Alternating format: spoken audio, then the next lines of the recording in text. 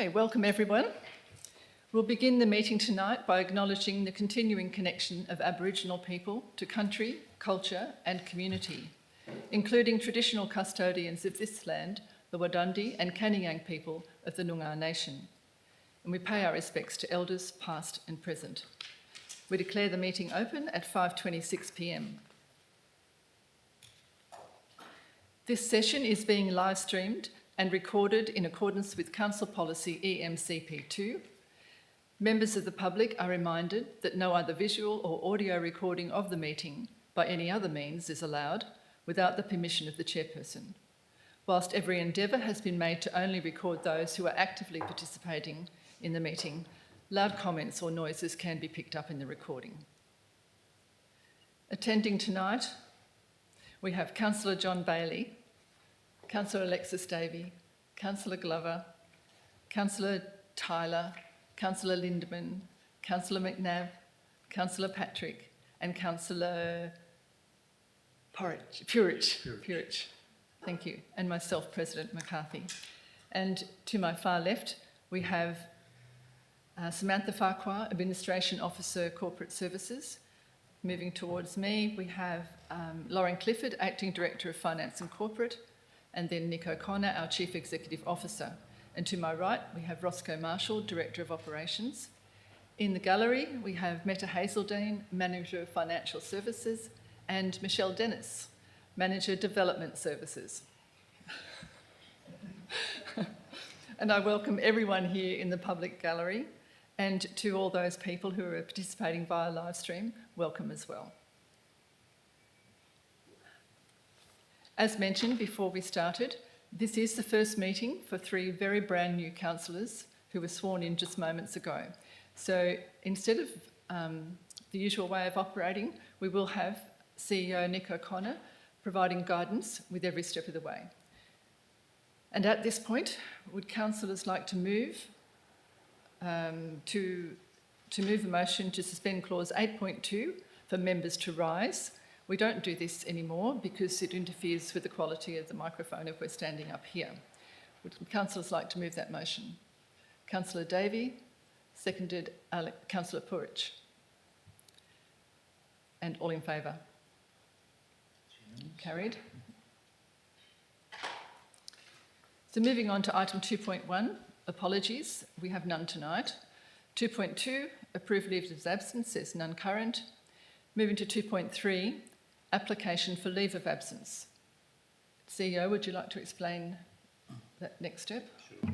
So this is a procedural matter through you, presiding member or Shire President. So in the event that a councillor has forewarning or is aware that they won't be able to attend a council meeting, it's required in order to comply with the Local Government Act and the attendance requirements to get formal leave of absence from your peers. So at this juncture, if any councillors are aware, it's normally sort of done within the next 2 to 3 months if you're aware of any meetings that are scheduled, realising there are new councillors around the table, but it's an opportunity for you to raise that with council and get formal approval not to attend.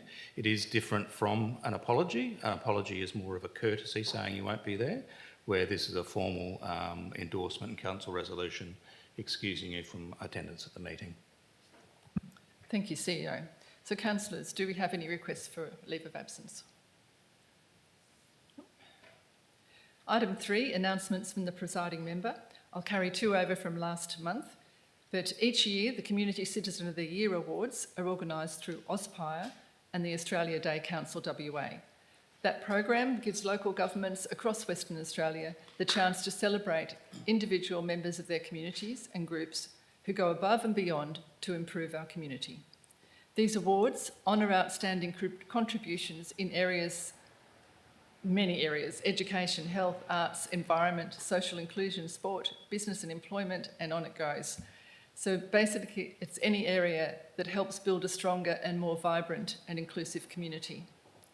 There are 4 award categories: Community Citizen of the Year for individuals above the age of 16, Young Community Citizen of the Year for individuals aged 16 to 30, and then there is the Senior Community Citizen of the Year for people aged over 65 years.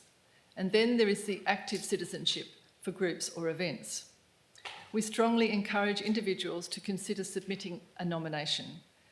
Nominations close on the 31st of October, and you can nominate following the link that's provided in these documents on the Shire's website or by calling the Shire and asking for a nomination form. The second item to note is that Taking Liberty will be shown at the Donnybrook Memorial Hall on the 16th of December 2025.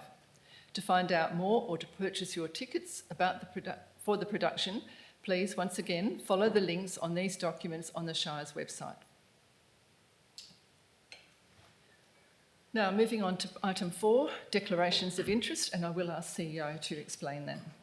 So all councillors have been provided with a little bit of a, for the want of better terminology, a cheat sheet on conflicts of interest or disclosing of conflicts of interest. There's 4 that have been nominated there, and no doubt candidates would have been come across this in some form previously as part of your training, and no doubt over the next sort of 2 to 3 months as we do the induction training, we'll go into this a lot more detail. It is quite a vexed issue for managing conflicts of interest, but essentially it's about making sure there's separation between your private interests and gaining a benefit or a disbenefit, and that role of you as a councillor or an elected member. So making that there's clear disclosure and at the appropriate time excusing yourself and not being present for the vote. So you can see that the first 3 there require councillors to not only disclose but also to not participate in the discussion and not to vote. And that's a financial interest, so that's pretty straightforward. The second one's an indirect financial interest.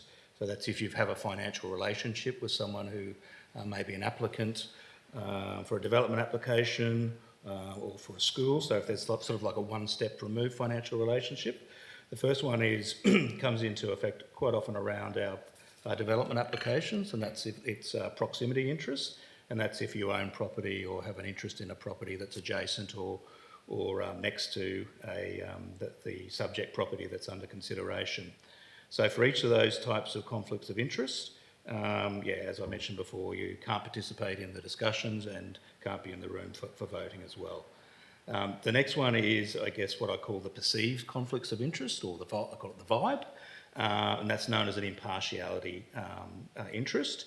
And I guess the best way of summing that up is I call it the 3 ships. So whether you have a perceived conflict of interest because of kinship, so you're related to someone that may be directly or indirectly subject to a decision, that there's a friendship. So obviously we're a small community and we are sort of all members of the community and have different levels of connectivity, and memberships through an association as well. So being in your public roles, you're quite often members of different associations as well.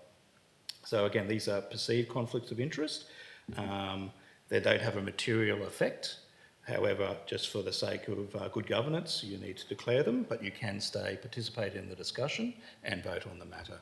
So I do wish to reiterate the fact that the obligation to identify and disclose and make a call when it comes to what type of conflict of interest may be does rest with each of the elected members. It's not the responsibility of officers to guide or interject. However, we're always here to provide advice and give our best guidance as possible. Thank you, CEO. And formally, Division 6, Subdivision 1 of the Local Government Act 1995 states that care should be taken by all councillors, committee members and staff to ensure that a financial or impartiality interest is declared and that they refrain from voting on any matter which is considered to come within the ambit of the Act. Councillors, are there any declarations of interest? Thank you. If you do notice as we go through the agenda, or if something does occur to you, just let us know. Item 5, public question time. Responses to public questions that were taken on notice. We have none. Moving on to 5.2, public question time. Do we have any questions from the gallery? No? Thank you. Item 6, presentations. We have no petitions and no presentations. Item 6.3, deputations. We did enjoy a deputation from Canella Hope in relation to item 9.1.1 at the agenda briefing. Bringing us into item 6.4, delegates' reports. And Councillor Glover and I had the opportunity, along with CEO O'Connor, to attend the recent WALGA convention, which ran a theme of lean into legacy, and speaking to councillors about making decisions for the longer term. And we split this up between us, Lisa, and I won't take long, so I'll hand that time over to you, Lisa. But the only thing that I wanted to mention was that the first day was filled with Mayors and Presidents Forum, which I went to, and I think we wound up with the AGM. So I'm doing the first day and the AGM, and Lisa's doing all the other sessions that went through. Now, I'm not going to hold your attention too long, but I will just mention the Heads of Agency lunch, which both CEOs and Presidents or Mayors were invited to. And we took the opportunity, given Councillor Bailey, given that we had been discussing risk and how we do that in our shire and how we manage it, we took the opportunity to meet with Carolyn Spencer, who's the Auditor General. Yeah. And I think on my fourth slide, next one up. Yeah, if we can just see that bottom one. Yeah, that's the one I just wanted to highlight. And CEO, please fill in the details. But the question we put to Carolyn Spencer was, what is the role of the Audit Committee in managing risk? And the response was that it was, how do I word it?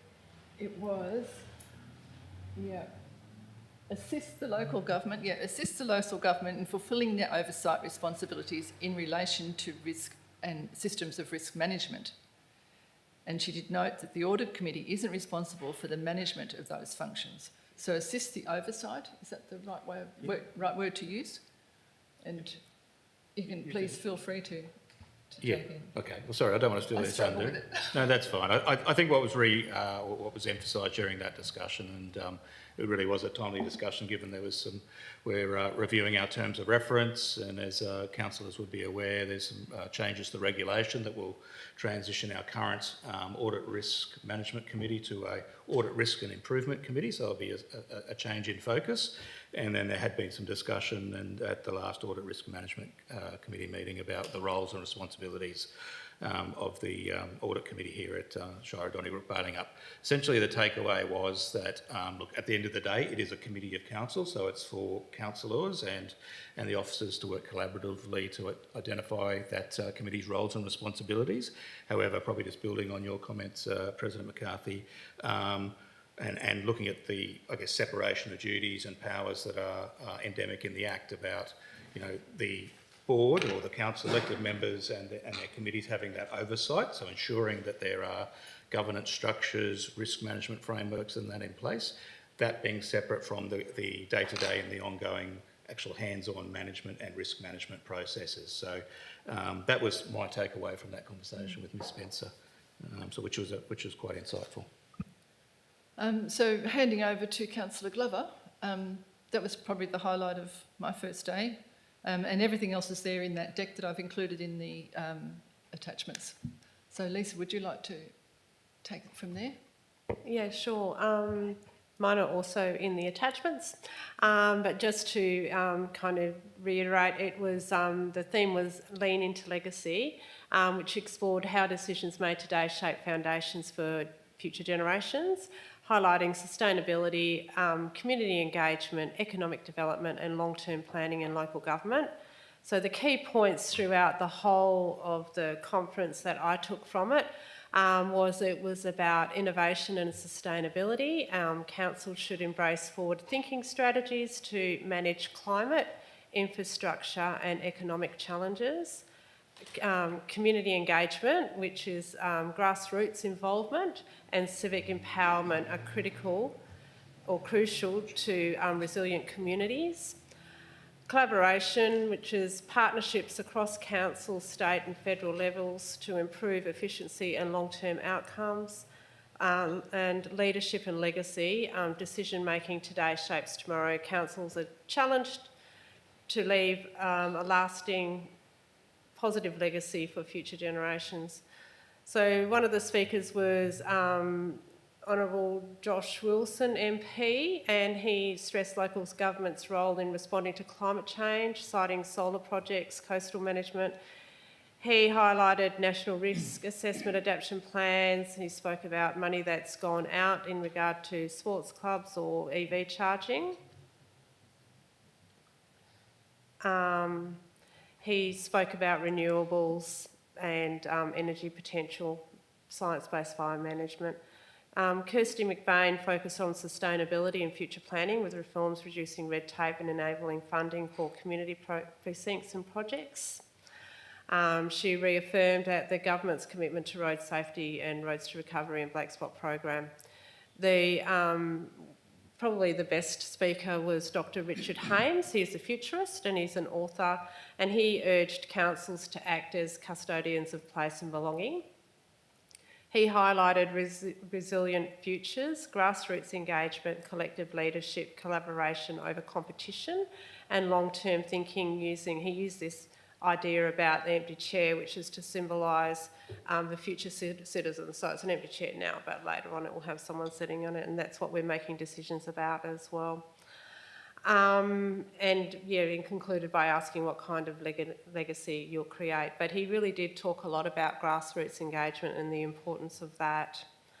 There was a state of play as well, where there were a lot of other current politicians as well, speaking a lot about what they are doing or what they would like to see happen as well, and you'll see it in the notes too. And the last one was about economic development highlights as well, where there were 3 of the shires that spoke about projects that they have in their shires as well, and so you can read that on there as well. So the key themes throughout the conference included innovation, sustainability, community engagement, collaboration and long-term planning, reflecting overarching message: local governments must make choices today that leave a lasting positive legacy for generations to come. Thank you, Lisa. Thank you. CEO, would you like to comment on your attendance? Yeah, so look, thanks very much. And just to add to that, I think of interest, as well as what's already been provided by Councillors McCarthy and Glover, was the video address from the Minister, the Local Government Minister, Hannah Beazley. And for me, there was sort of 3 key takeaways, apart from just some general sort of discussion about the reforms. There was some coded messaging around, and I recall the Minister's words about, we need to have a conversation with the community and the sector about amalgamations. So that's something that may come in on the back of, I guess, some of the performances, some of the behaviours of some of our colleague councils in the sector, and may indeed come in as part of or on the back of the existing reforms that are on foot. The other 2 matters that I took away was around, and it's been on the radio and it's obviously quite topical or current, looking at introducing 4-year terms, so similar to that of states on the eastern coast, as well as reviewing the methods and probably more pointedly introducing compulsory voting for local government in Western Australia. So that was my sort of 3 takeaways from the Minister's address. So I guess it's as a sector, we've gone through a significant period of change, and I think there's still yet a fair bit to come. Thank you, CEO. Councillor Purridge. Yep. Sorry, just to go back to item 4, declarations of interest. I would like to report, I believe, an impartial interest in voting in item 9.1.3, the grant for Brookhampton Road. I am a resident of Brookhampton Road, and my family does have property on Brookhampton Road. Okay. Yep. Well, you get to fill out your very first declaration of interest. There's a form for everything, Great. Councillor Porridge. Thank you. Thank you for that. And that's 9.1.3. Yeah, okay, thank you.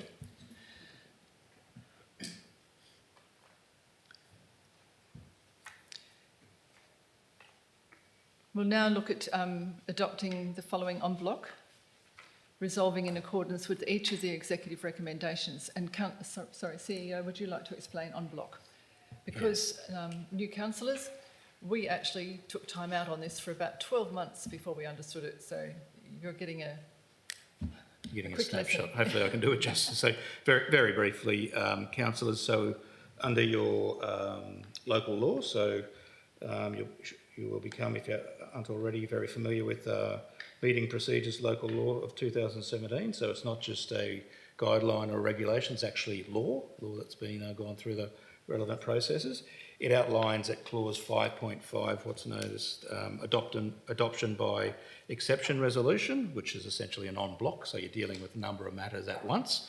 And I guess the policy intent or the legal intent there is for matters that are more procedural in nature, so you'll probably notice that they're quite often minutes or matters that are procedural in nature. It's just about bringing all those items together and getting one resolution to adopt them and adopt the recommendation. So it's more about meeting efficiency. And there's certain items, and I'll leave it to councillors to read through those that are excluded, that you can't adopt via en bloc. And one of those, an example of one of those is an absolute majority decision, which is going to be required later on in the meeting. Councillor Glover. My question is that our new councillors here didn't know that you could take items off of en bloc if they wanted to debate them, and by just putting them on en bloc now, it doesn't allow them the chance if they wanted to speak to or make amendments or do anything with any of these items. Thanks, Councillor Glover. Councillor Glover, do you think it would be more appropriate to not process the en bloc and do everything one by one, or just allow councillors to nominate what they might want to remove? There's not very many items on the agenda So this we'll go week, through so it, do you think? because people don't know, you need to lodge a form to take an item off en bloc if you wanted to debate it or ask a question about it or do anything like that. I just feel it's a little unfair for people if they wanted to do that. They don't have that option. So can Thank I you, just Councillor make a Glover. comment? CEO? Yeah, so I don't want to enter into the debate or the discussion and acknowledge Councillor Glover's suggestion, but just to clarify, it is process and procedural to fill out a form, but at any time prior to the matter being decided, a councillor can remove or request for an item that's proposed to be en bloc to be removed. Well, I think I'll perhaps ask if any councillor, especially new, would like to remove an item from the list there. The first two, 7.1.1 and 7.2.1, are to accept minutes of previous meetings, which you probably wouldn't be able to validate those. And 8.1.1 is once again a Bushfire Advisory Committee meeting. We're accepting those minutes. And then moving into the next two, 9.1.2, the temporary accommodation request. You might want to pull that one, or 19.1.4, you might want to pull the Shire of Donnybrook Bailing Up response to the South West Regional Road Group elected members meeting motion. Give you time to think about it.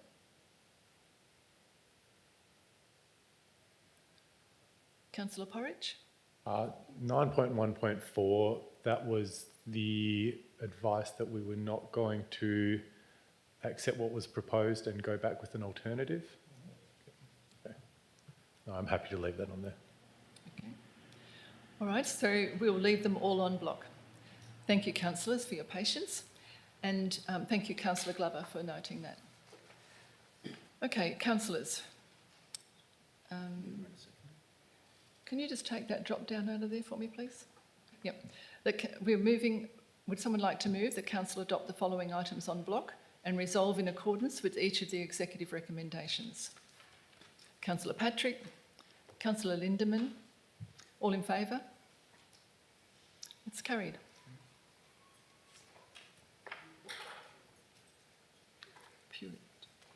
Puric.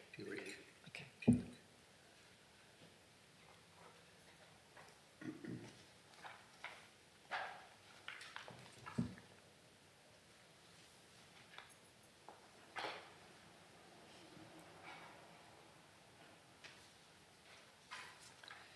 That brings us through to reports of officers at item 9. And at item 9.1, Director of Operations. And at 9.1.1, Development Application P25029 for a cherry store relocation, new coffee/food van and pylon sign at Lot 1, 18190, Southwestern Highway in Donnybrook. Would councillors like to move the executive recommendation? Councillor Patrick and Councillor Purick.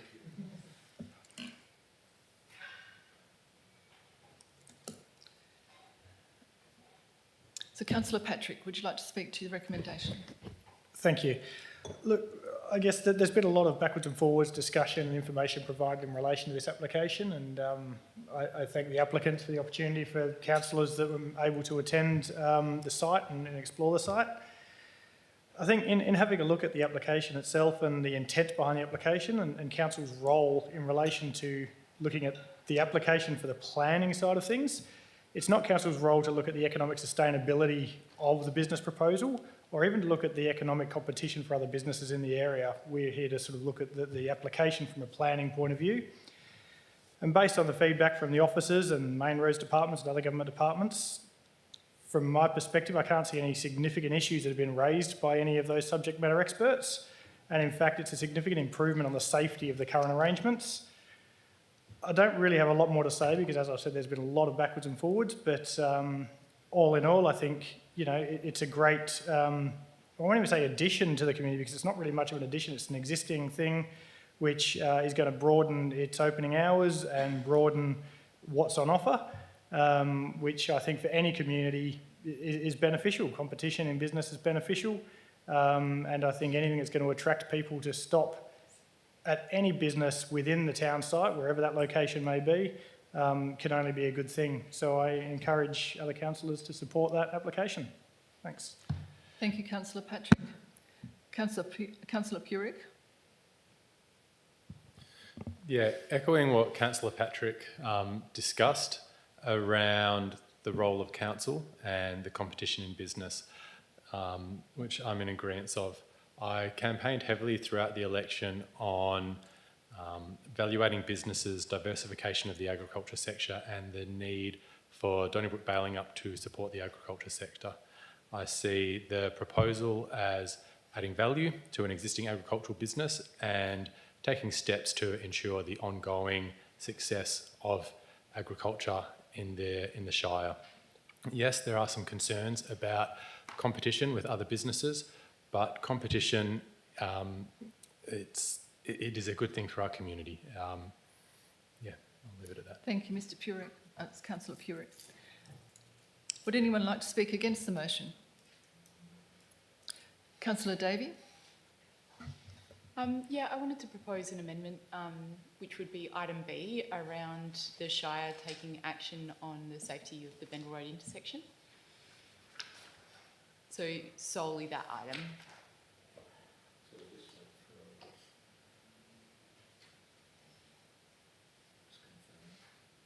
I'm happy to start speaking while you pull it up if you want. So I just want to, sorry, through you, Chair, just want to clarify which part. Just resolution C? Resolution? Wait, this is not what I wrote. No, that's a separate one from another councillor. So, Okay, sorry. Resolution B then. so just be sounds.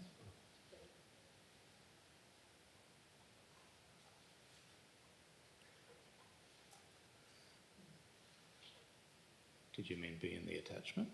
Be in the attachment. Yeah, so Sam, just open up that attachment where we preloaded it and just grab the bit that says, oh, my apologies. No, there is a B there. Yep, the one that says B. And just maybe pull that out separately. Yep. Just pop it down the bottom.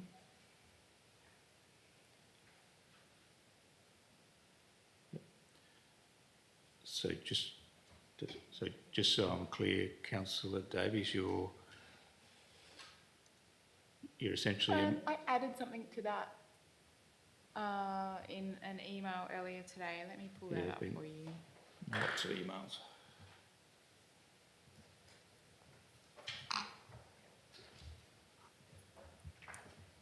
So I added, at the end of that sentence, I added, and to widen Bendel Road at the intersection to accommodate existing traffic volume and load.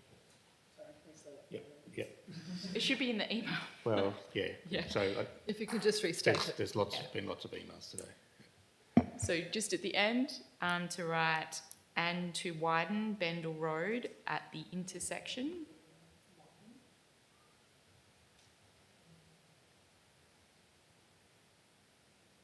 At the intersection. To accommodate existing traffic volume and load. Volume and load. And load.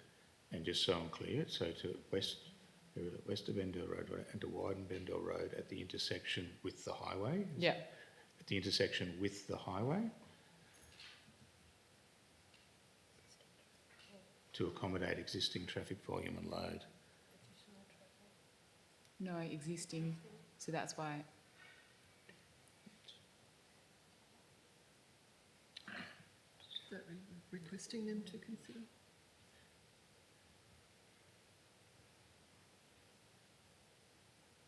Yeah, requesting, yeah. Yeah.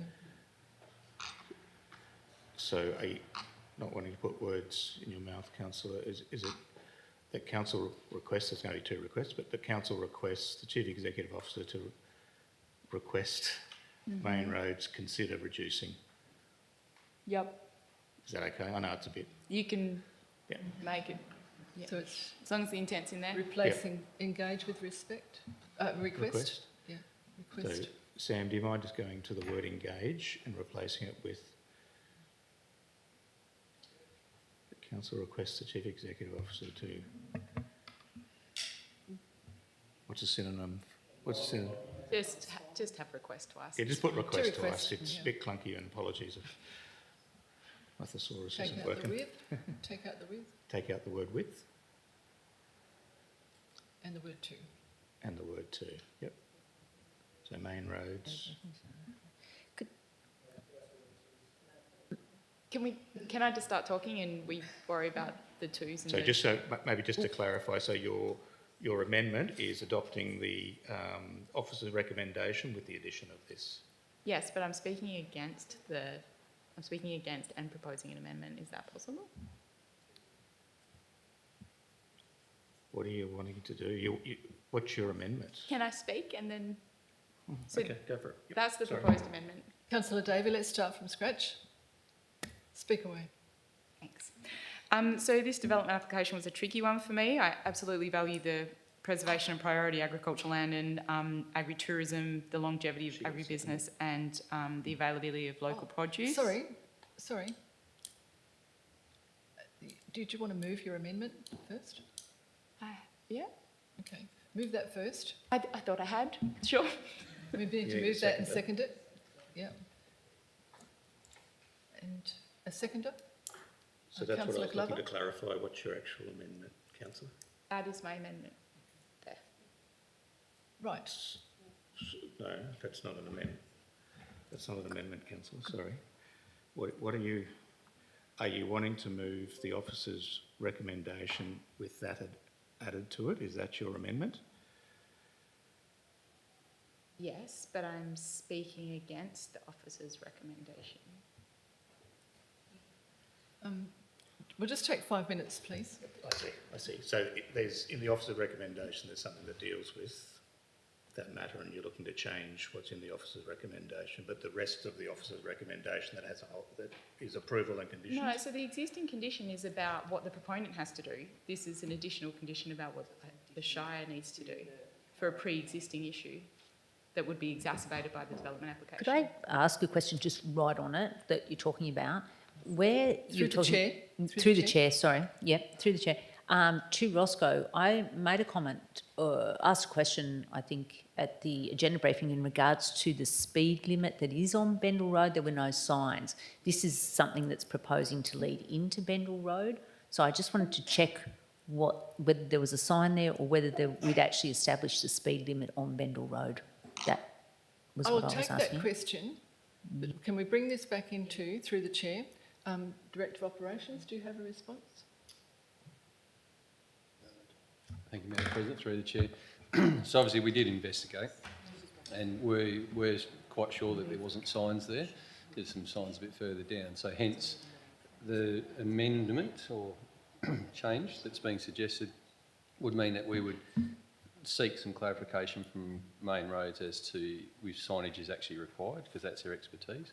But it's like any other road when you come off a highway, it's an open road, you drive to the conditions. Thank you, Director of Operations. Could I follow that with the clarification that there is no specific speed limit on Bendel Road? That's correct. Maybe if I can clarify, there's no signpost speed limit on Bendel Road. It just falls back to legislation. So it's considered an open road. Thank you. Now, CEO, are we set with the Yeah. legal requirement for an amendment? Yeah. I think we're on the same page. We're essentially just moving the officer's recommendation, but with that change. Is that right? Okay. Okay, and we have, you're now speaking to your motion, your amendment. Yeah, I noted the process of motions was that you could call for a member to speak against the item and move an amendment. It was on the sheet, so I thought that was all good. Are we okay? Cool. So, may I start again? Because I was interrupted about a Councillor paragraph Davey, in. you're free to speak. Yep, cool. So I value the preservation of priority agricultural land and absolutely value agritourism, the longevity of agribusiness in our shire and the production of local food. I think the applicant should be able to maintain their ability to directly market their produce in the community. And I think that they should be paid what they're due for their efforts and not be unduly restricted as stated by the officer. It is an improvement that access will be off a local road rather than the highway, but I do have two residual concerns for this proposal being scope creep and safety. With respect to safety, I proposed an amendment to look at the speed on the approach to the Bendel Road intersection and the width of the intersection itself. I've had members of the public approach me saying that the Bendel Road intersection is already unsafe and they've witnessed near-miss incidents with the existing traffic type and loads present daily on Bendel Road. Main Roads have said it should be fine as it is, but perhaps lack familiarity with the actual traffic on this road and the potential to exacerbate the existing safety risk by adding additional traffic and caravan traffic to the mix. The applicant has shown their intent to retain the southern entrance to their property, and we know of at least 3 other wayside stalls along the highway without local road access. I believe now that we know that there is a pre-existing risk, we cannot approve the application without advocating to Main Roads to have the speed limit reviewed. I am not proposing that this is the responsibility of the applicant because the issue is pre-existing, hence my proposed amendment is towards the Shire, not the applicant. With respect to scope, I note that the applicant declared their intent to retail goods beyond the scope of the wayside stall definition in their application and therefore applied for a market rather than a wayside stall. Constraining the operations to the definition of a wayside stall was regarded as unduly restrictive by the officer and confirmed as not able to be enforced as such by planning staff, as other sales were not expressly prohibited in the definition. I believe that defining this application as a wayside stall that includes commercial operations and food vans rather than a market is muddying the waters for future applications for wayside stalls. In summary, I wholeheartedly support agritourism, direct-to-market sales, diversification of income for agribusiness and the cherry stall itself. However, I don't think this DA appropriately represents the proposal. Thank you, Councillor Davey. Councillor Glover, would you like to speak? I don't think I can say much more than what Councillor David just said. Thank you. Thank you. Now, just pointing out, we are in the middle of debate for the amendment. Would anyone like to speak against the amendment? Is this speaking against purely the amendment or the amendment attached to... The amended recommendation. We're speaking to the the chair, amended please. recommendation. Would anyone like to speak against it? Would anyone like to speak for the amended recommendation?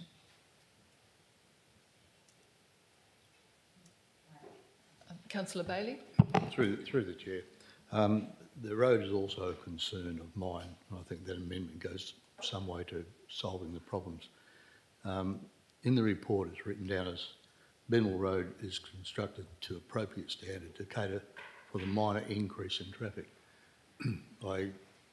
It's an impossible question, but the word minor, and I've been down there when they've been selling fruit, it's not minor. And I'm just wondering whether we need to get some provisions or some assistance with the road widening coming into that first 100 metres of Bendel Road. Because if this thing takes off, and it probably will, in 6 months, 12 or 18 months' time, it's going to be the ratepayers that have to upgrade that road to make it safe. Thank you, councillor Bailey. Would anyone else like to speak to the motion for or against? To the amended motion for or against? I'm sorry, I am confused. Yeah. I am. I Well, we'll just take 5 minutes or 2 minutes. Just let me take some time. Excuse me. We've done the amended motion. We've gone through the amendment. What's the confusing? What have I done now? No. It was just that.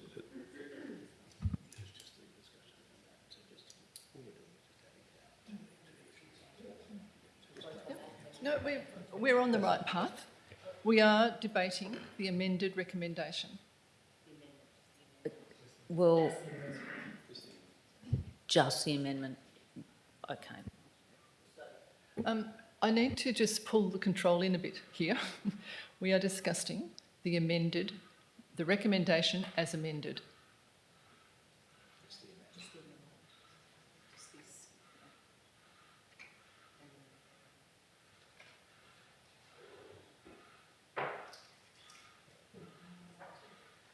Are we happy to keep going? Yes. Would anyone like to speak for or against the amended recommendation? I'm against the amended recommendation, which means I'm for the non-amended recommendation. That's correct. Okay, So if this is defeated, we right. go back to the original recommendation. Okay. If Well, this is carried, it becomes the substantive recommendation. rightio, thank you. Now, would anyone like to speak for or against the amended recommendation? No, we'll just do the amended recommendation first, Tyler, Councillor Hall, and if that's carried, then that will be put up as the substantive recommendation. If it's defeated, we'll go back to the original recommendation. Okay, if no one further wants to speak, we will put the amended recommendation to vote. Those in favour of the amended recommendation? And those are... I'll call it if you like. Yeah. Councillors Bailey, Councillor Davey and Councillor Glover. And those against? Councillor Hall, Councillor Lindeman, Councillor Patrick, Councillor McNabb, Councillor Purick and President McCarthy. The amended recommendation is defeated and we'll go back to the original recommendation, which was moved by Councillor Patrick and seconded by Councillor Purick, and then Councillor Davey has spoken, but you can again speak as we go through the debate. Now, can I ask the CEO to give an instruction on how we debate? Oh, can I just double check that Councillor Hall has got? Have you got everything you need, the agenda and everything? I didn't have my emails. Okay. All right. We'll send it through to you now. So you've got. Yep. Yep. So it's, we've done. I don't think we need to go through it. That's fine. Okay. That's fine. So, would anyone like to speak against the recommendation? Would anyone like to speak for the recommendation? Yes, Councillor please. Lindeman? Thank you, through the chair. I support the application as a wayside store. My experiences are when travelling to Collie on the Donnybrook Boyack Brook Road, heading to my own business up at the top of Collier, I made it a mission to photograph and purchase from every single wayside store. I stopped and photographed a total of 14. I published a story on my own free newspaper. I documented various produce and sundries, including figs, pumpkin, honey, avo, bottled grape juice, which I once actually brought here into the council and gave everyone a drink. It was non-alcoholic, I might add. Jams, bread, potted cottage plants, herbs and eggs. And if there was a kids' lemonade stand, I would have bought from that too.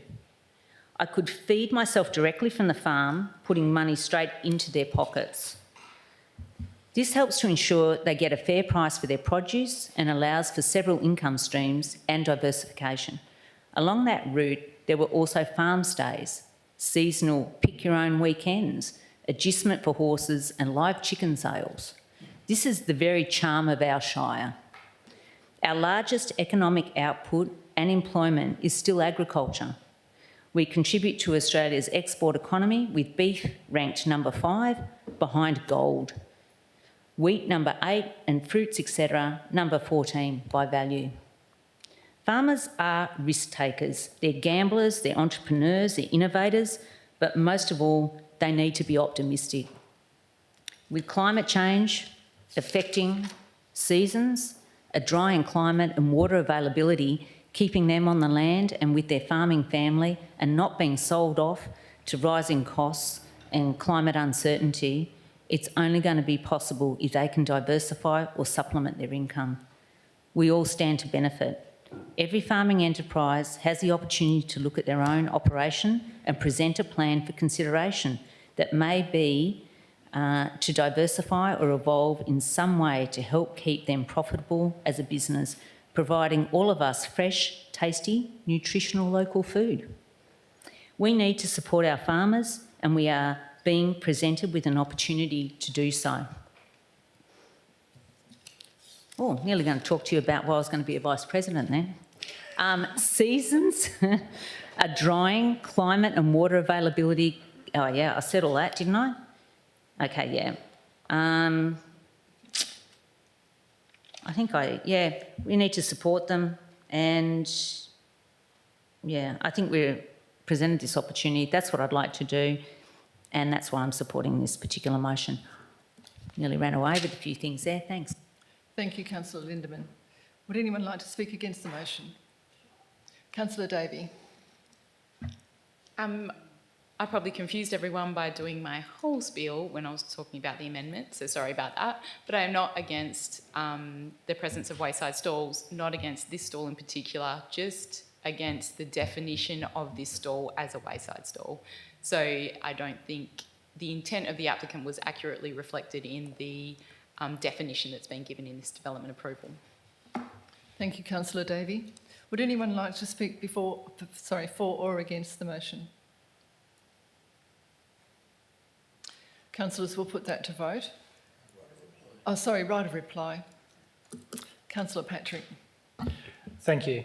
Yeah, look, won't repeat what I said at the beginning. I do appreciate concerns around both the traffic within the road and I do appreciate the concern around the classification, and I think that's why this was raised, and I raised a question myself at the agenda briefing asking for clarification around what exactly is it, and I can do nothing but accept the subject matter experts' responses in relation to that.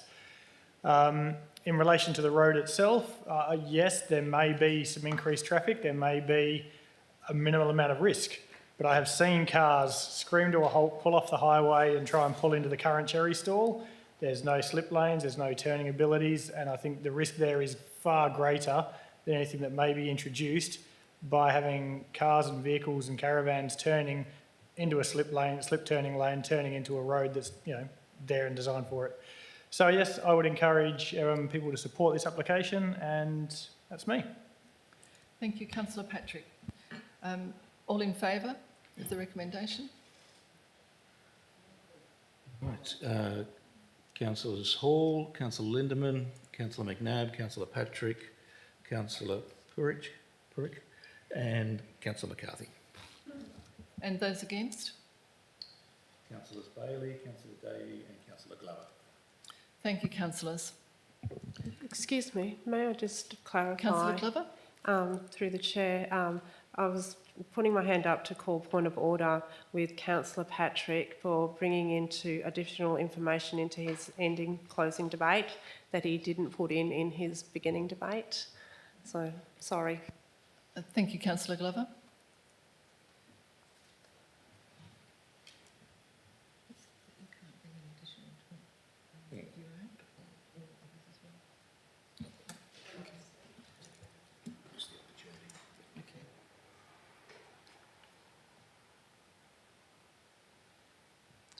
So item 9.2 was passed en bloc. Moving into item 9.1.3, the Brookhampton Road Regional Road Safety Program funding. And thank you, Councillor Purick, for notifying us of your proximity interest, but you're still able to participate in the decision. Do you want me to quickly talk about absolute majority? Thank you, CEO, for the reminder. Would you like to fill everybody in on absolute majorities? Yeah, so very quickly, councillors, you'll notice that at the top of this agenda item, as part of the officer's report, you'll have a voting requirement. So for the vast majority of your decisions, it's a simple majority, which is the majority of those councillors that are in the room. However, within the Local Government Act, there's a concept known as an absolute majority, which has got a slight little tweak, and it's normally items to do with budget or appointment of CEOs or other substantial matters.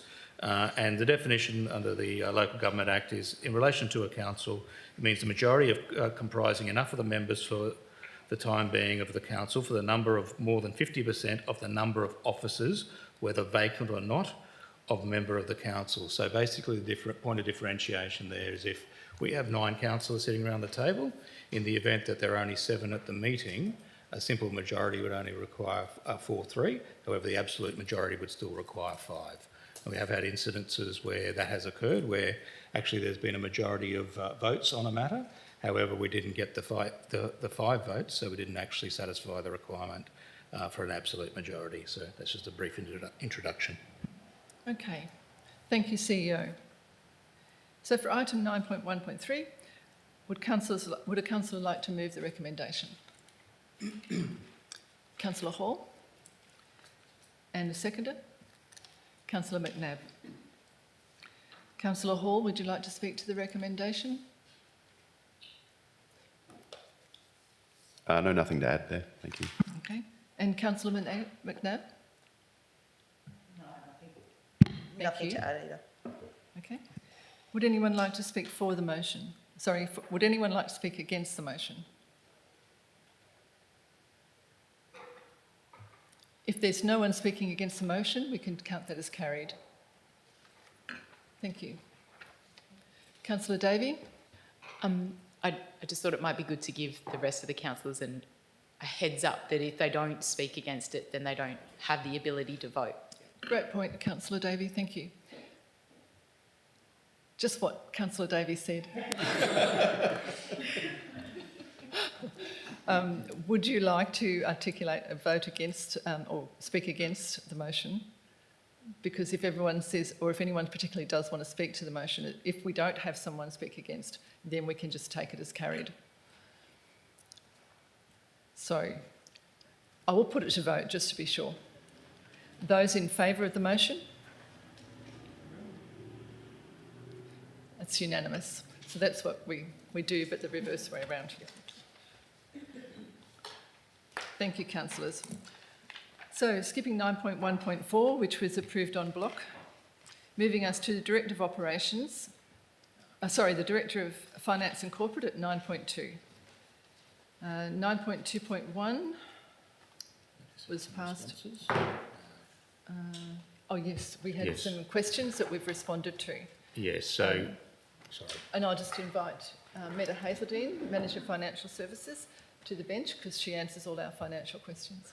I've got the answers for these ones. Yeah, oh yes, but there's some that we've prepared earlier. Yep. So just for clarity, councillors, so every month we're required under the legislation to present you with the schedule of accounts paid.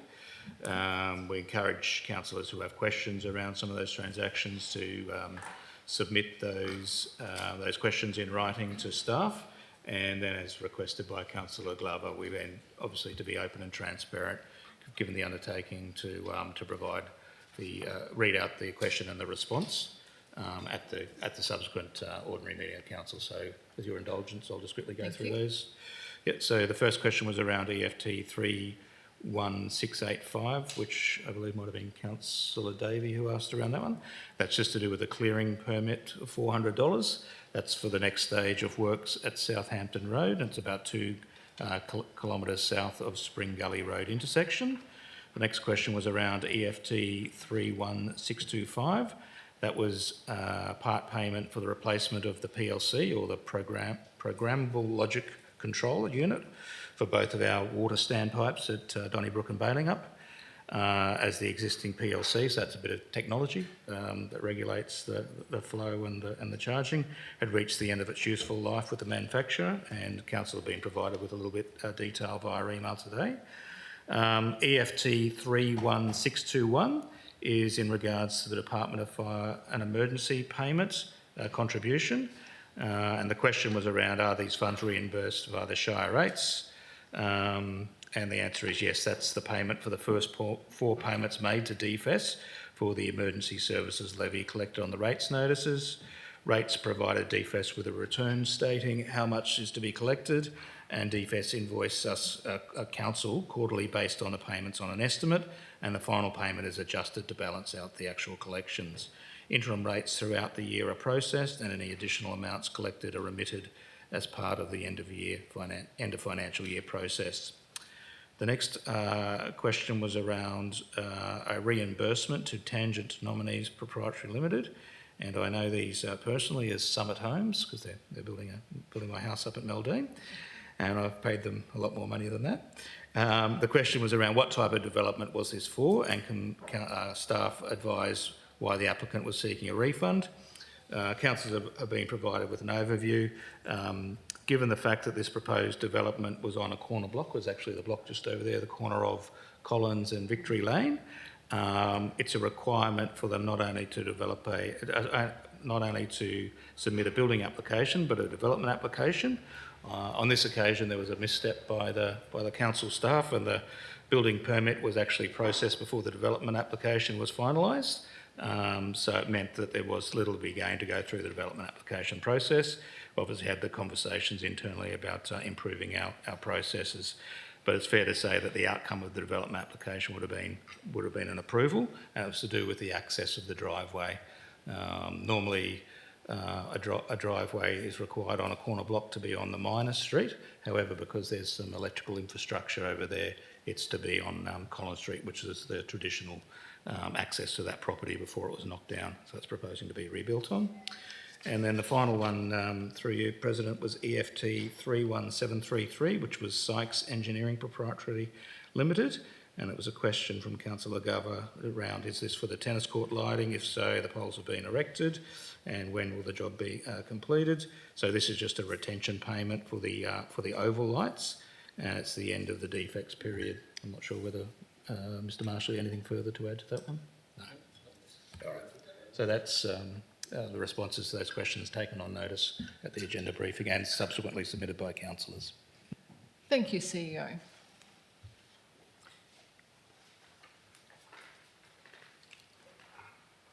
So if there are no further questions,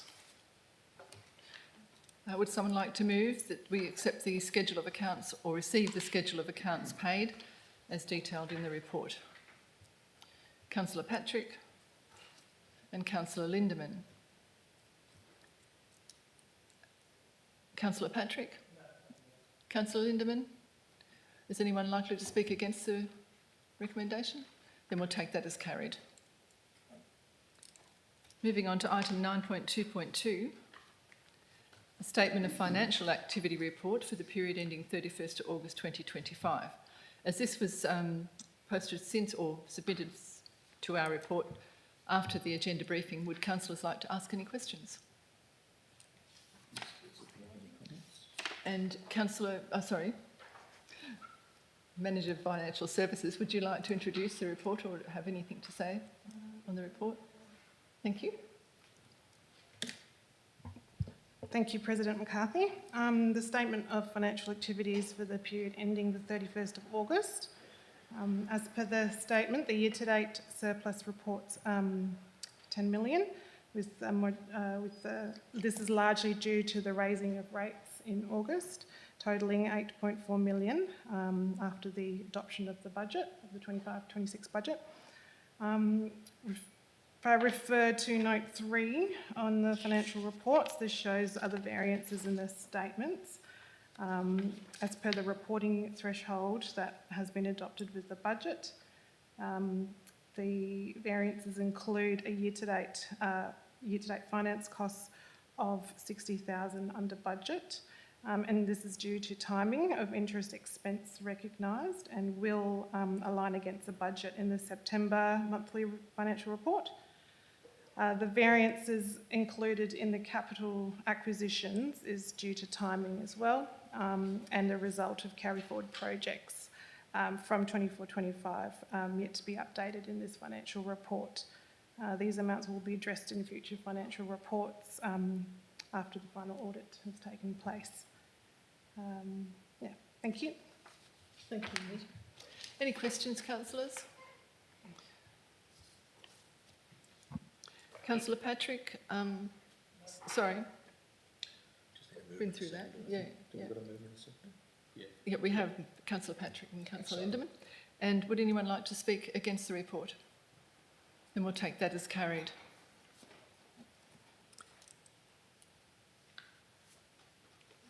Moving on to 9.2.3, the Shire Committees and Councillor Group Membership. Now, I understand that the CEO and the executive team have put a lot of work into all this. So would you like to... You're building me up here, Councillor. Would you like to take over and... Yeah, did you want me just to maybe make a couple of suggestions, if that's okay? Yep. So, Thank you. Yep. So, councillors, obviously, as I alluded to before, your meeting local law it dictates the flow of debate and how matters are dealt with. It's a very formal process. Given the nature of this topic, I guess it's my suggestion, and it needs to be moved and seconded and passed by council by an absolute majority, to suspend standing orders, and in particular clause 10 or part 10 of your standing orders, which is that formal procedural nature.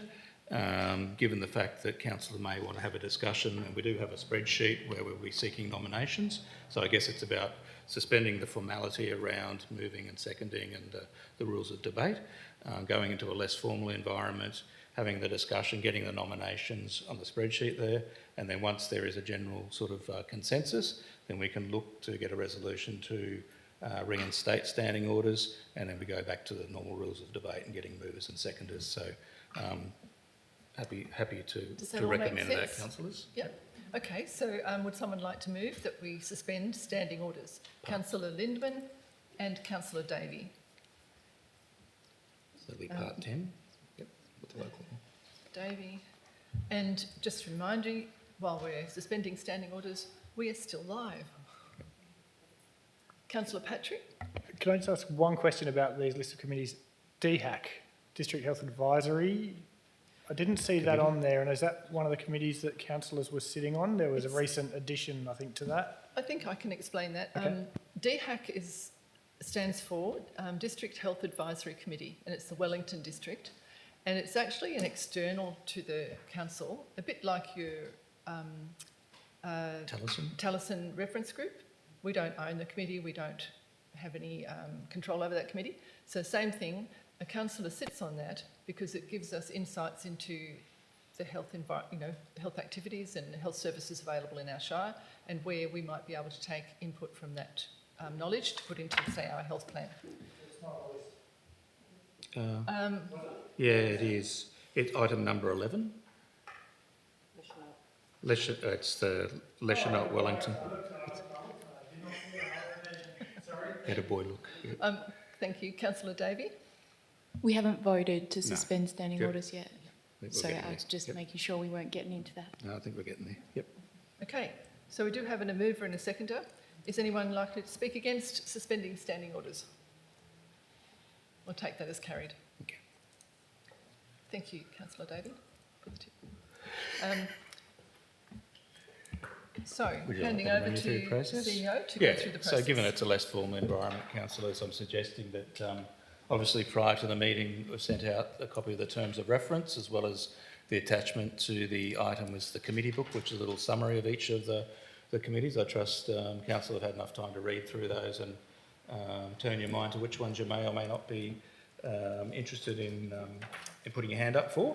And I also just remind you of the email that I sent out a little later this afternoon. Apologies for the lateness, but just item 5.10 or clause 5.10 of the Local Government Act, sub-clause 4, which I guess ex officio does provide the Shire President with the ability to nominate herself and have herself appointed to a committee as required. So I just want to make sure there was clarity around that part of the Local Government Act. So what we might do is just go through each of those committees and get councillors to put their names or raise their hand as to which one you'd like to be. Would you like me to put mine, Oh, okay, yes. my committees first? Go for it. The three committees that are traditionally have the Shire President are the LEMC, which is the Local Emergency Management Committee, because the Shire President is the face of the community during any disaster or recovery process. And then the Southwest Country Zone of Councils is the President takes anything that we decide at council, we take to that regional council, and the presidents and mayors all sit at that council, that committee rather. And then there is the Warren Blackwood Alliance of Councils, which is traditionally a president appearing in that as well. Now the DHAC is one that was defaulted to both Councillor Mitchell and I last year because there was nobody else really happy to go on it. So it was quite an involved process to go through to get accepted onto it. So I'll stay there. It meets once every second month, so I can stay there, but also anyone else can opt for that if they want. And then finally, just given my financial background, I'd like to put forward for the Audit Committee. Thank you, councillors. Councillor Patrick? The regional road. Yeah, that was a mistake, yeah. Yeah, so it doesn't require the President and Deputy President for regional roads, correct? But we need someone passionate about roads. There's big shoes to fill, apparently. All right, so we might just, thank you very much, Councillor McCarthy. We might just go from the top. So the Audit and Risk Management Committee, so there's which councillors, realising we need 3 elected members under the current terms of reference. Okay, so we've got Sorry, Councillor Hall? He would like to nominate. So Councillor Hall would like to nominate in addition to Councillor McCarthy. Any other councillors would like to nominate? Okay, that's fine. All right, moving to the Development Assessment Panel. So again, this is an external panel that's set up by the Planning Commission of Western Australia. And I did send out a link to all councillors. So who would like to nominate for? There's 4 substantive members and then 2 alternate members. Who would like to nominate? 2 substantive members and... Yeah, you said 4. You missed me. Okay, so 2 substantive members, yep, and then 2 alternates, so 4 in total. Could I ask a question about that, please? You sure can. Where do they actually meet? Say again? Where are they meeting? Development Assessment Panel, where does it meet? I'm not sure. Do they meet? It depends on... they meet when required. Obviously and never required. Yeah. I believe in the last term there was only... Councillor Glover, you were on... You? Never been. Okay, yeah. So it's only if In it's... that case, I'll put my hand up. Sounds like a committee you want to be a part of, huh? All right, so... I'll stick my hand up because both Anita and I have done the training, so it would save people time if we nominated, given that it's a low demand one. All right. So, and what about alternate members? Would anyone else like to put their hand up? Are you required to do the training if you're an alternate member? Yep, you're required to do the training, but you are paid for it. It's about $400. Can you say that again? Sorry, it was fast. You are required to do the training, Yes. but you are paid for it. It's about $400. You are paid for it. Okay. Okay, so councillors Hall and Patrick as alternate members, yep. All right, then move. You right, Sambo? All right, Bushfire Advisory Committee, so councillor Patrick, you were on that last term. Would anyone else like to nominate? Councillor? Okay, councillor Purick. Purick. Would anyone else like to nominate for that, or are you happy? How often does that refresh my memory? Yeah.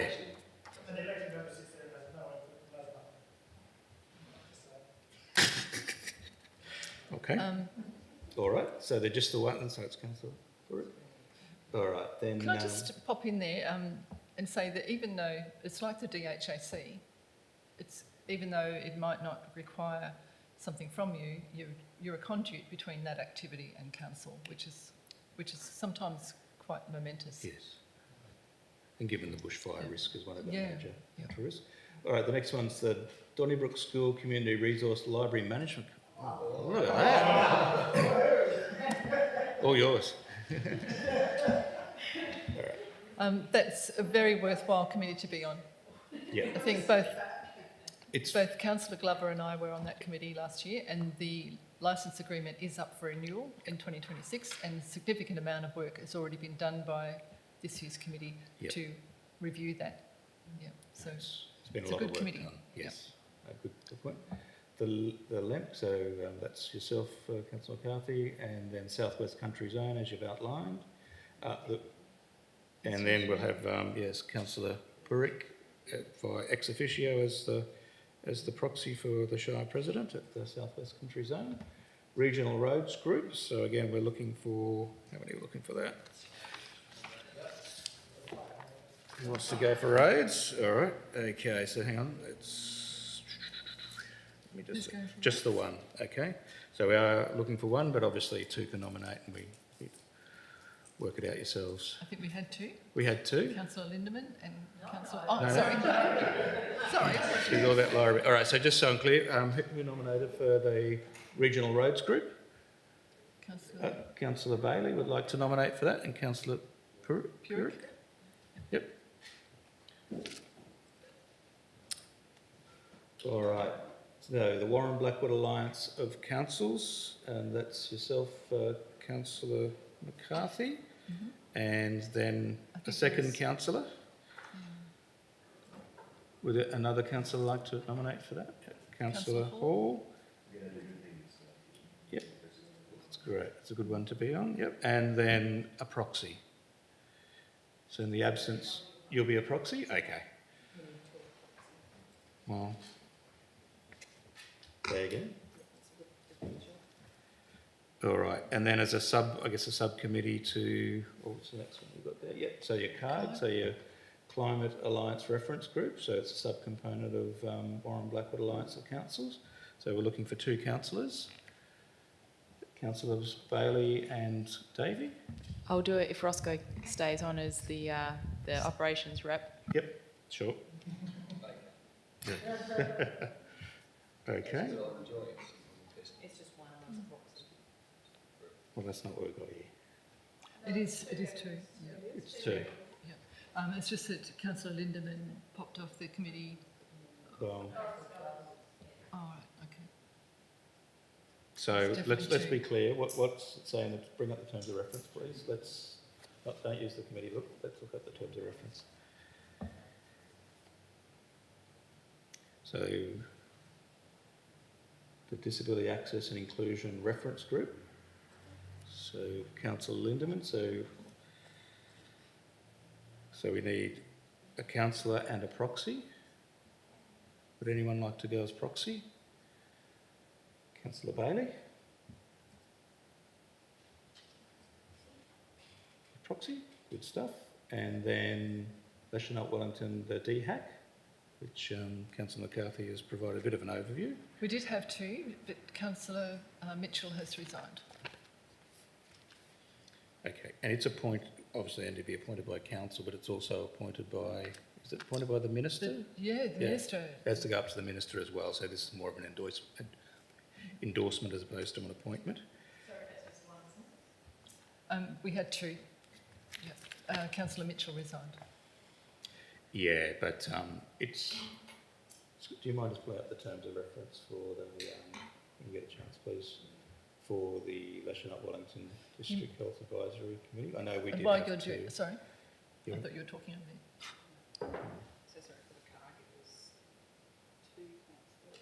Yeah. While they're looking at that, you might remember that Yeah, so just the two Anne councillors. Clifford Yeah. came here and did a presentation on the DHAC. Yeah. All right, can we just loop back to the card? So we require two councillors, that's correct? Yep. All right. The disability, we've got, yep, councillors Lindemann and Bailey, and then the DHAC, do you mind saying that one? I did send you that on that email, that might be...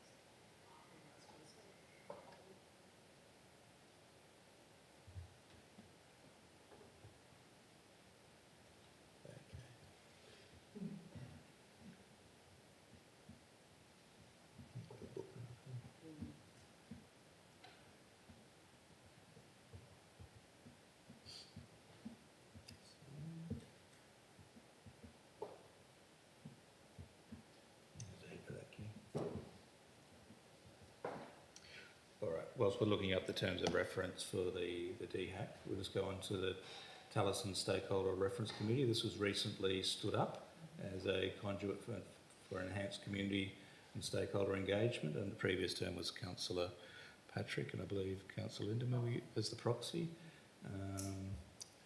All right, any other nominations? So you'd like to continue, Councillor Patrick, and then proxy? Okay, that one's handled. Thank you. Put it right there.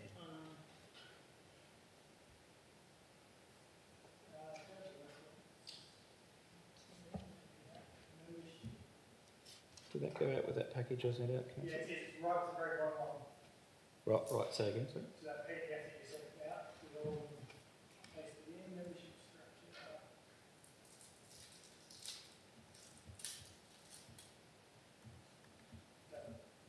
Doesn't say membership. Give a number of health or other government representatives, health service providers. Yeah, it's a ministerial appointment, so maybe it's just based on application then. So which councillors were interested in that one? We've notionally got one elected member, but as Councillor McCarthy has said, there was two from... I'm happy to go in, as I say, or a proxy. I believe the expert. All right, anyone else like to be the primary? They do It's dial a big no. meetings. Yeah. Your conflict of interest, you're right, sorry, that's why, yeah, looking at you because you're in the industry. Yeah, okay, all right. President McCarthy, did you say you would do that one? Did you didn't want to do the DHAC, did you, or did you? I'll continue with it, but quite honestly, they could do with more. As in renewal or? More members. More members, Oh, okay. Yeah. Right. So I used to run the DHAC with Gaston. Okay. You got, right. Yeah, they could do with more. For example, there's stuff to do within the community from that committee, like running information sessions for different community groups based on what services we have to offer in the Shire. And then there's going to be some sort of bridge when we do this year Public health we're plan. required to do a public health plan for the first time with no resources or whatever. So Yeah, well, it'll be fairly superficial. yeah, we start off with a very superficial health plan and then we can build it as we go. But I would suggest there's a connection, Definitely.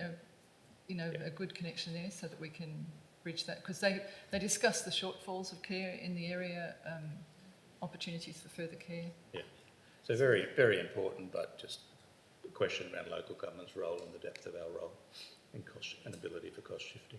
And if there were two councillors that wanted to go on it and I needed to step off it, I can easily do that as well. It's just, bear in mind, it took about 3 months to get signed up Because it's ministerial. because of the red tape you had to go through. It's all about confidentiality as well, and Yeah. you're given some very confidential reports and things there. All right. So just for the, are you comfortable just to Yeah. continue on that Yep. committee? So, Yep. Ms Farquhar, we might just put the Shire President down as a number one, and then Councillor Patrick as a proxy, or go as a member. Okay. All right. So we'll have two. All That'd right. be so valuable. Yep. So do you mind if we just go back up to the top and just check? All right. So the Audit and Risk Management Committee, we've got Councillor Hall and Councillor McCarthy. There is, under the terms of reference, preference or requirement for 3 elected members, but Just on that one, CEO, we had 2 up until last year. We added 1 because we had 3 elected members wanting to be on the committee, so we well, changed the terms of reference. Yes. Well, Yeah. that's if we don't have nominations, then it is what it is. All right. Then so we've got 2. So that's Councillor Hall and Councillor McCarthy. For the DAP, the Development Assessment Panel, we have Councillor Davey, Councillor Lindemann, and then Councillors Hall and Patrick as proxies. For the BFAC, we have Councillor Purick. For the school community resource, the library committee, we have Councillors Lindemann and McNabb. For the LEMP, for the Local Emergency Management Committee, ex officio, Councillor McCarthy. Southwest Country Zone, Councillor McCarthy, and Councillor Purick as the proxy or the backup. Regional Roads Group, we've got Councillors Bailey and Purick. Warren Blackwood Alliance of Councils, we have Councillor McCarthy and Councillor Hall with Councillor Davey as a proxy. Warren Blackwood Alliance of Councillors the CARG, the Climate Action Reference Group. We have Councillors Bailey and Davey on the proviso that Roscoe stays on. And the Disability Access and Inclusion Reference Group, we have Councillor Lindemann nominated as the primary and Councillor Bailey as the proxy. The DHAC, which we just spoke about, Councillor McCarthy is looking to continue, Councillor Patrick as well. And then finally, Taliesin Stakeholder Reference Group, so continuation with Councillor Patrick and Councillor Lindemann as proxy. Is everyone comfortable that that's a faithful representation of the discussion? No changes, additions, subtractions? All right, I think we're good to reinstate standing orders. Would councillors like to move to reinstate standing orders? Councillor Lindemann and Councillor Hall. All in favour? Carried. Carried. Now, would councillors like to move that we adopt the executive recommendation as per the worksheet? Because we won't have those populated, will we?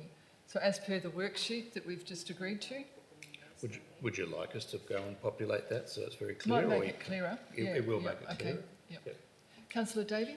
Do we need to vote on the regional road group because there's 2 nominees Oh, for my one position? Yes. Okay. All right. All right, I'll let you go, CEO, and finish that. Yeah, so sorry, we're out of standing orders. No, we're in standing orders, but you. would CEO like to process a vote on that, Well, on do you the want to do regional it? road group? Or do you want to go out of standing Well, I orders think you need again? to go out and determine it between yourselves, to be honest. Okay. Sorry. Would councillors like to? I'm not going to put a Councillor recommendation. Patrick moves to go back out of standing orders, seconded Councillor Davey. All in favour? Sorry, guys. We'll get there. Carried. Have you got that, Amanda? Sam, rather? Yeah. Yep. All right. Okay. So we're just, all right, so let's just, my apologies, councillors, I thought we got there, but, all right, so regional roads group, so we require one councillor, and we currently have 2, which is Councillor Bailey and Councillor Purick. Would either of those councillors like to step away or rescind their nomination? You're happy to rescind? Okay. Yeah. All right. Okay. Councillor Patrick? It was a quick question not related to that.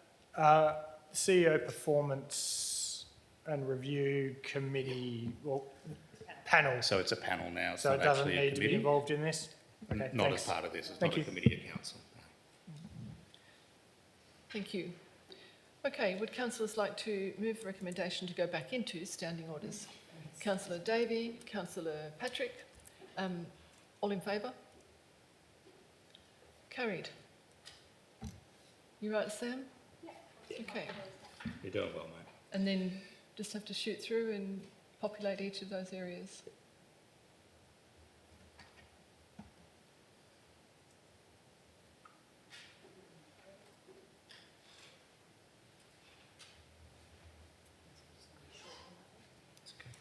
Here's what it is.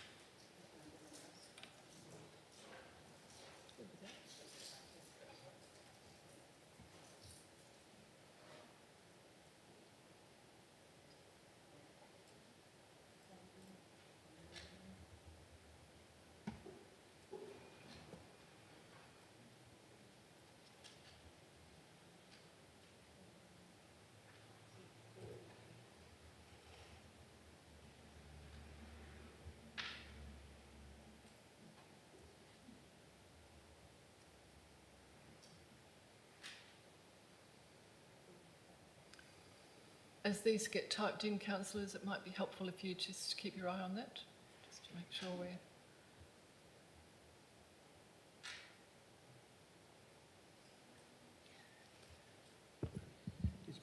Is it German? Pyrrhic German? Croatian? Pyrrhic.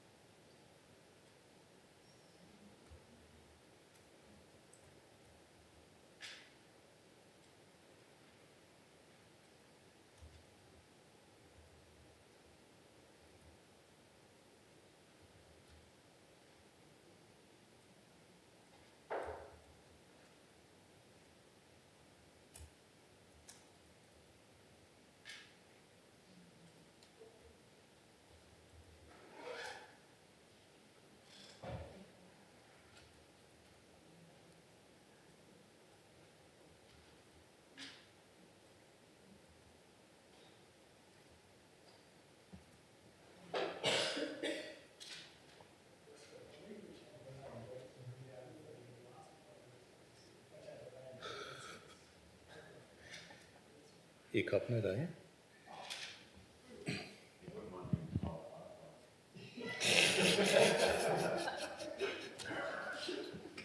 All right, so we might just, you're doing a great job, Sam. Do you mind just going back up to the top and we'll just quickly scroll down and just ensure councillors are comfortable we faithfully transpose that. So Audit and Risk Management, Councillors McCarthy and Hall, and then we've got the external representatives, and then the DAP, Davey, Lindeman, with Hall and Patrick as alternates. So moving on to 4, please. Southwest Country Zone President and Deputy President. Elected BFAC, Councillor Purick, and Library Committee, Councillors Lindeman, McNabb. Warren Blackwood Alliance of Councils, President, and then Councillor Hall and Councillor Davey as proxy. The CARG, Councillor Bailey and Councillor Davey. The LEMP, moving down, is Councillor McCarthy. Regional Roads Group, Councillor Purick. The DHAC, District Health Advisory Committee, Councillors McCarthy and Patrick. And then the Disability Access Inclusion Reference Group, Councillors Lindeman and Bailey. And then finally, the Talisman Stakeholder Reference Group, Councillors Patrick and Lindeman. Comfortable with that? I think that's good. So, as for that list, would councillors like to move the recommendation that we appoint the following councillors to the listed committees? I'm not going to read them out again. Councillor McNab, and seconded by Councillor Purick. Councillor McNab, did you need to speak to that at all? And Councillor Purick, no. Is anyone speaking against that recommendation? Then we'll take that as carried. Well done. Thank you Well done. for all the work that went into that. No worries. It was Well done. great, thank you. Well done, Ross. And special thanks to Sam. There's nothing more nerve-wracking than typing when everyone's watching you. So thank you, Sam. Councillor Davey. I should know this by now, but with an absolute majority, can you take it as carried, or do we actually have to stick our hands up? I was going to check that. Oh, okay. Oh, you're on the ball tonight, Councillor Davey. I didn't check it, so So we'll take that again. It was Councillor McNab and Councillor Purick, just to make sure it's legitimately correct. resubmit them. And those in favour? Yeah. Thank you. I think you're right, Councillor. Thank you for your... Thank you. Okay, moving on to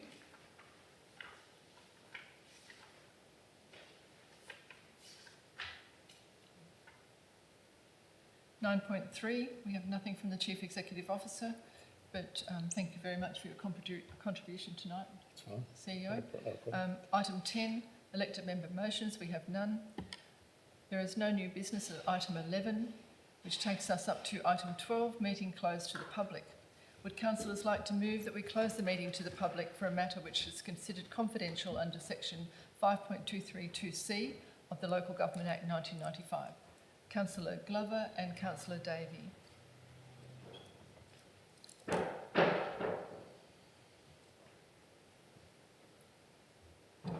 probably need to put the motion. Do you want to put the motion? Did you want me to say something? No? No? Okay, all in favour? Carried.